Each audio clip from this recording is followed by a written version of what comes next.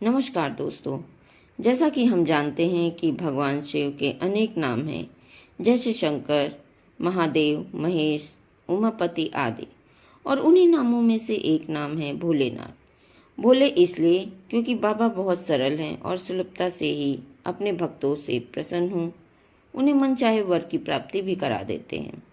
परंतु भोले बाबा जितने सरल हैं, उनका क्रोध भी उतना तीव्र है।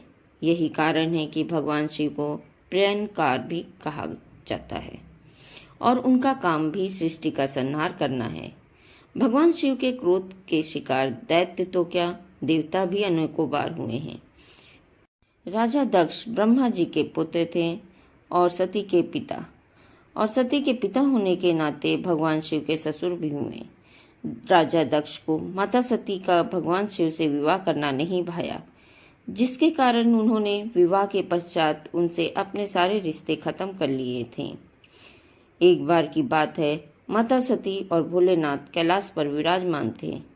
तभी कहीं से उन्हें यह सूचना मिली कि राजा दक्ष ने अपने महल में एक विशाल यज्ञ का आयोजन किया है, जिसमें सभी देव देवता, यक्ष, गंधर्व आदि को निमंत्रित किया है। खुद को निमंत्रण न मिलने के कारण माता सती थोड़ा सकुचाई और बात को संभालने के लिए शिव से बोली।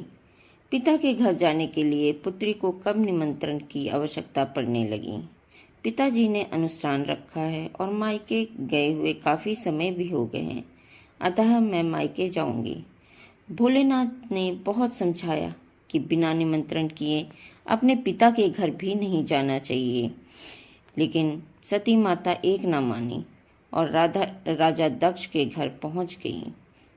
वहां जाकर मां ने देखा कि विष्णु, ब्रह्मा समेत सभी देवताओं का आसन लगा है, परंतु भगवान शिव का कहीं नाम भी नहीं।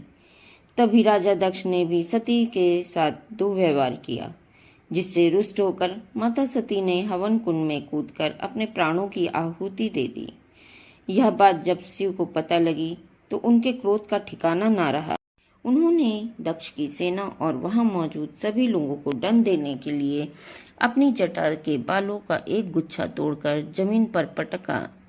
वह दो भागों में टूट गया। उस गुच्छे का एक भाग से वीरभद्र और दूसरे भाग से भयंकर काली प्रकट हुई। वीरभद्र ने शिव की आज्ञा पाकर राजा दक्ष के यहाँ यज्ञ स्थल पर पहुंच गए और उन्होंने उनकी सेना और सबका संहार कर दिया और राजा दक्ष का सिर धड़ से अलग कर दिया। उस सिर को अग्निकुंड में फिर फेंक दिया। उसके बाद भी भगवान शिव की क्रोध अग्नि शांत नहीं हुई और वो माता सती का जला हुआ पार्थिव शरीर लेकर संपूर्ण पृथ्वी पर भ्रमण करने लगे, जिससे उनका क्रोध बढ़ता ही जा रहा था। यह देखकर भगवान श्री हरि ने अपने सुदर्शन से एक एक कर सती माता के सारे अंग काटना शुरू कर दिए। पृथ्वी पर जिन 52 जगह पर माता सती के अंग गिरे, वहां 52 शक्तिपीठ की स्थापना हुई, जो कि आज भी आस्था का मुख्य केंद्र है। काफी समय बाद देवों की स्तुति के कारण बाबा भोलेनाथ का क्रोध शांत हुआ।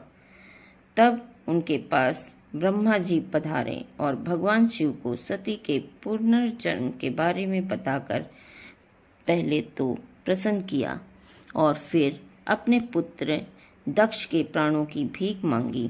तब शिव जी ने ब्रह्मा जी से कहा कि इसका सिर बकरे का होगा और शरीर इंसान का।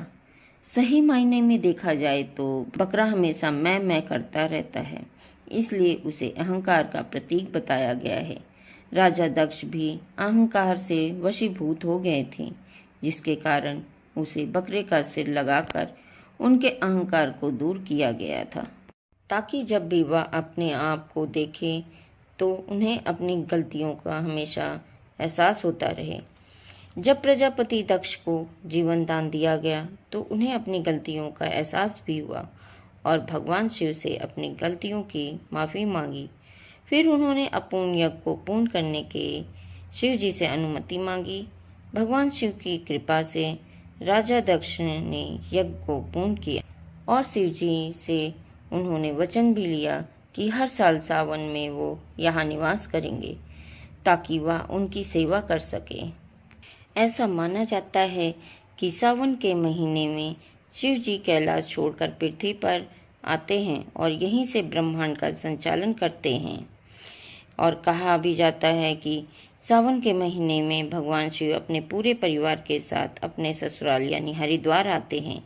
हरिद्वार के कनखलन में भगवान शिव का ससुराल है। यहाँ स्थित दक्ष मंदिर में भगवान शिव और माता सती के विवाह के बंधन में बंधे थे।